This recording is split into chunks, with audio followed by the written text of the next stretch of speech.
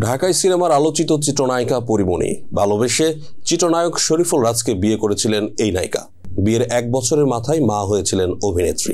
কিন্তু নায়কের সঙ্গে সংসার সুখের হয়নি পরীর। মাত্র 2 বছরের ব্যবধানেই ভেঙে যায় তারকা দম্পতির সংসার। এরপর থেকেই প্রাক্তন স্বামী শরীফুল রাজের নামেও যেন আপত্তি এই অভিনেত্রীর। কখনো এমনটাও বলেছেন, রাজ মরে গেলেও তাকে দেখতে যাবেন না। তবে সম্প্রতি ঈদ পরবর্তী এক অনুষ্ঠানে দেখা মিলল ভিন্ন চিত্র, যেখানে প্রাক্তন স্বামীর সঙ্গে কাটানো কিছু মুহূর্তের ভিডিও দেখে আবেগপ্রবণ হয়ে পড়েন পরী। এক পর্যায়ে টিভি অনুষ্ঠানেই কেঁদে ফেলেন তিনি। মূলত ঈদ উপলক্ষে একটি বেসরকারি টিভি অনুষ্ঠানে অতিথি হিসেবে উপস্থিত হয়েছিলেন পরীমণি। বছরখানেক আগেও একই সঙ্গে হাজির হয়েছিলেন তিনি।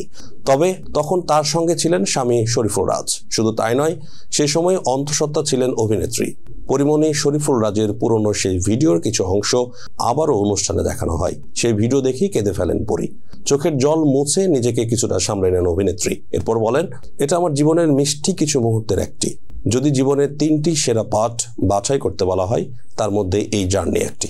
সত্যি বলতে রাজের সঙ্গে ওই সময়গুলো আমার স্বপ্নের মতো কেটেছে। ওই মানুষটা আমার কাছে ফেরেশতার সমান। তবে এখনকার রাজ আর আগের রাজ আলাদা।